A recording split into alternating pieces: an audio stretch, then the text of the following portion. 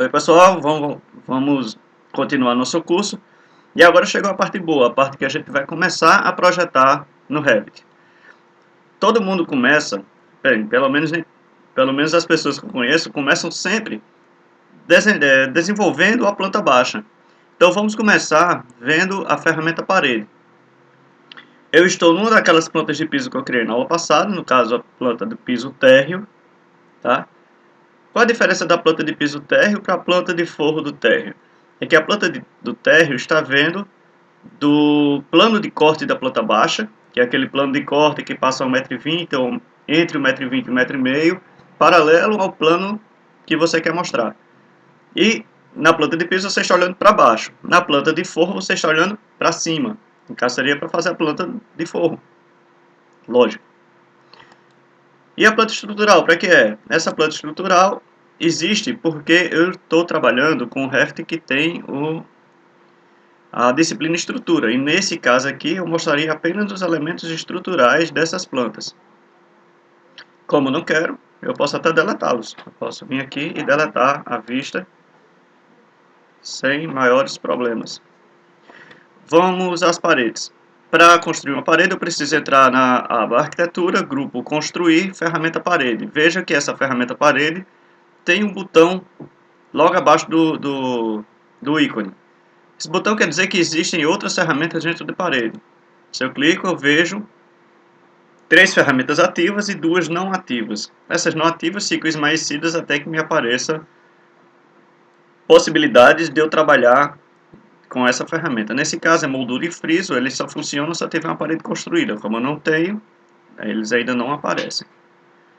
Se eu clico aqui em parede arquitetônica, o atalho é WA. Mas por que tem outros tipos de parede? Parede estrutural vai informar o Revit que aquele elemento que você está construindo é estrutural, ele vai servir para o cálculo de cargas. Já na parede arquitetônica, ela vai servir apenas como elemento de vedação.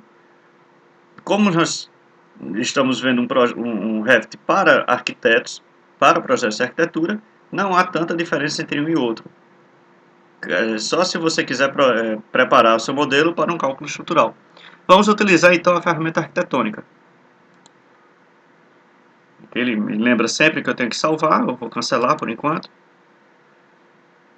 E nós temos aqui as ferramentas de construção na parede, no caso linha, retângulo, polígono inscrito, circunscrito, círculo, arco por 3 pontos, arco com centro e 2 pontos, extremidades no caso, arco final tangente e concordância de arco, o antigo fillet do AutoCAD, tá?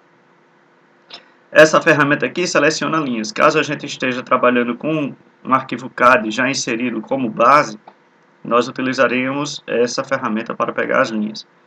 E aqui para pegar faces, caso nós tenhamos uma opção que também pode ser construída na ferramenta parede por face. Continuando na ferramenta, veja que a aba fica verde, eu só posso trabalhar com essa aba.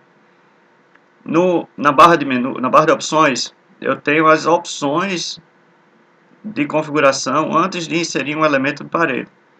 Primeiro é a altura. Tem a opção linear e a opção altura. Como esse Revit que eu utilizo é traduzido para o português, eu tenho um pequeno problema de tradução aqui. A opção linear não quer dizer que a parede vai ser linear, e sim que ela vai ser inserida nesse piso térreo, porém a sua altura vai ser negativa, isto é, ela vai ser construída para baixo. Isso é uma opção quando nós estamos trabalhando com estrutura, já que as plantas de estrutura normalmente indicam aqueles elementos que suportam aquele pavimento que estão inseridos. Por exemplo, se o engenheiro me entrega uma planta de pilares e vigas do primeiro pavimento, na verdade são os pilares e vigas que estão construídos no volume do primeiro pavimento, do térreo no caso. Eles suportam o primeiro pavimento.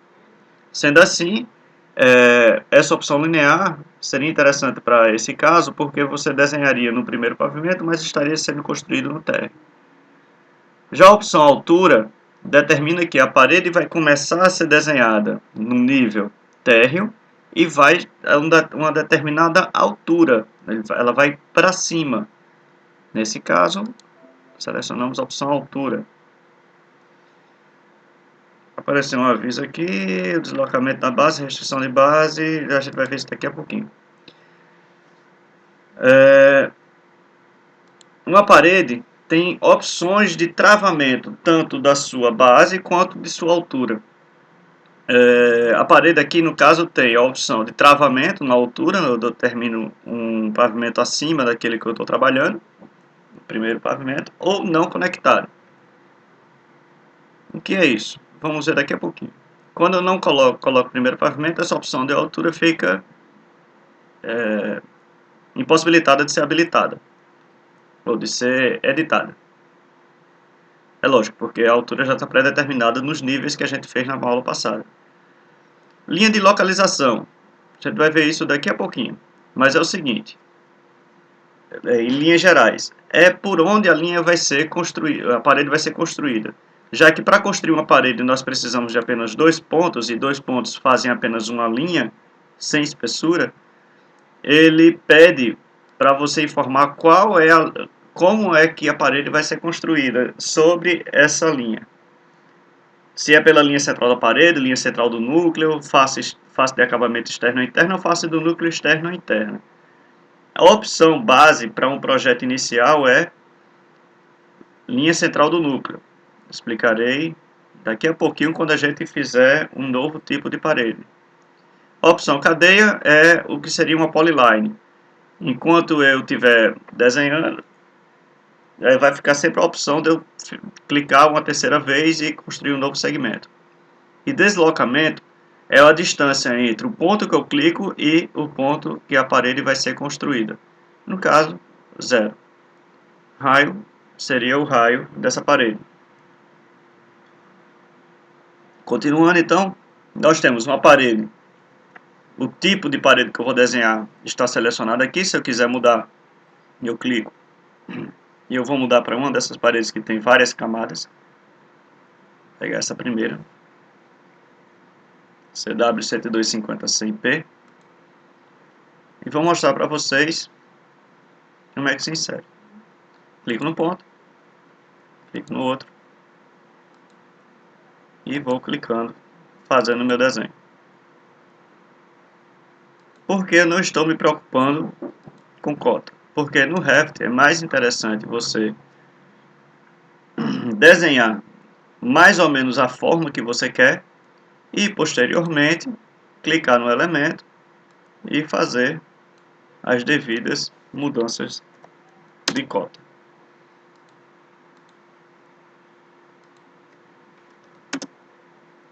Dez, 5. Lembrando que quem se move é o elemento selecionado, né? Se eu quero mudar a distância entre essa parede e essa, sendo que essa tem que ficar a uma certa distância, então é essa parede que eu tenho que selecionar e mudar a cota entre essa parede aqui e a de baixo. Nesse caso, se eu quiser mudar essa cota aqui para uma cota mais arredondada, eu não posso selecionar, deixar isso aqui selecionado, eu teria que selecionar essa e mudar a cota. Aqui para cá eu quero 20. Para cá 10, tá ok agora. Vejam que se eu for para a vista, para uma elevação leste, que eu estou vendo pela direita, eu vejo a elevação do modelo. E a parede está conectada com este pavimento. Isso quer dizer que, se eu mudar a altura desse pavimento para 3, a parede automaticamente vai junto. Lá naquele térreo, eu vou mudar algumas coisas. Por exemplo, essa parede aqui eu não vou deixá-la mais conectada com o nível primeiro pavimento.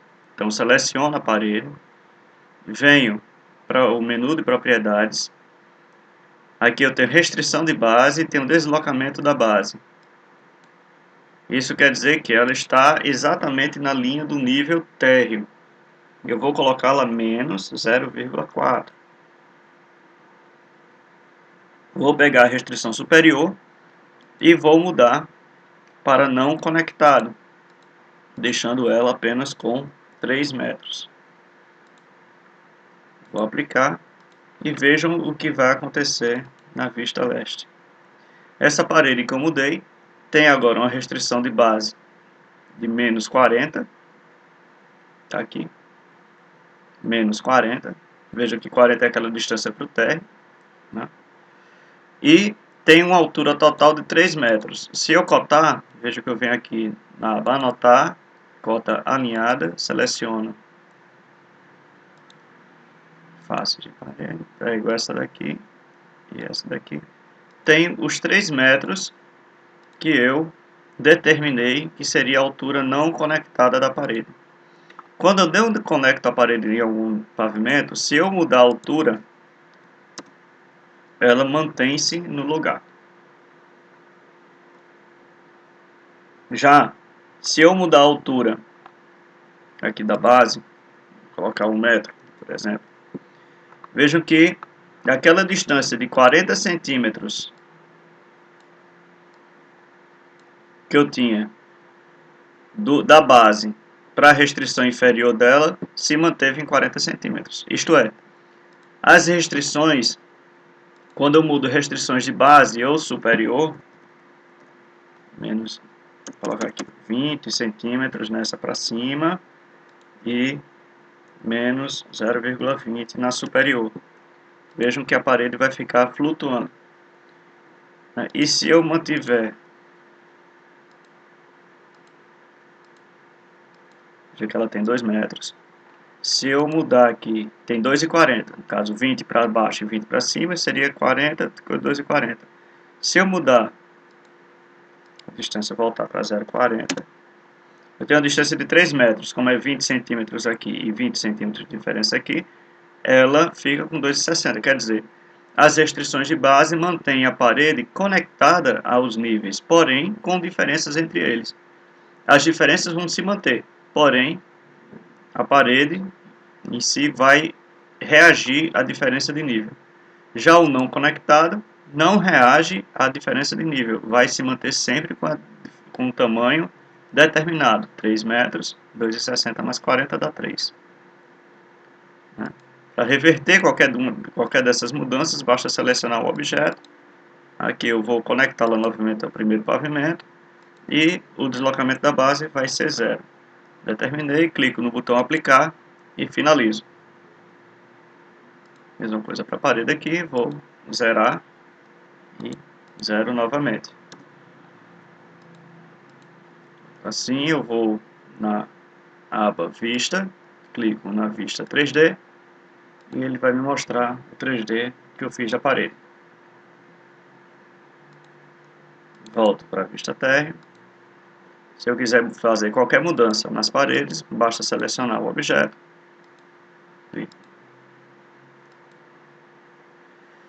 Em modificar a parede, tenho todas essas opções. Eu posso copiar, posso mover,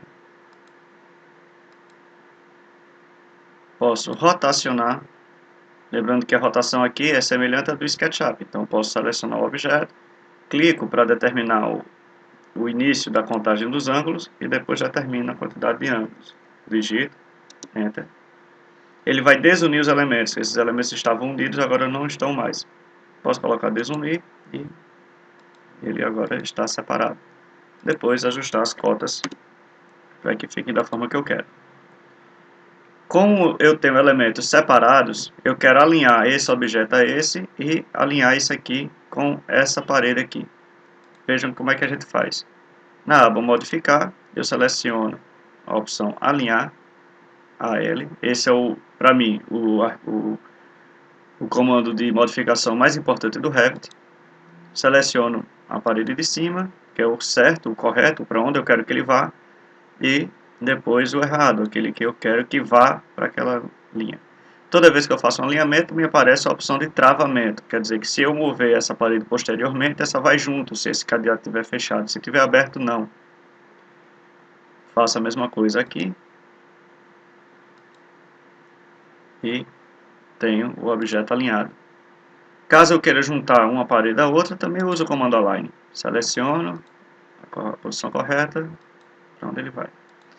Mesmo assim, ele se mantém separado, como duas paredes diferentes. Fiz paredes básicas aqui, mas eu quero mudar uma delas para um tipo diferente. Então, seleciono o objeto e simplesmente mudo o tipo selecionando no menu de propriedades. Isso aqui é mais eu uso.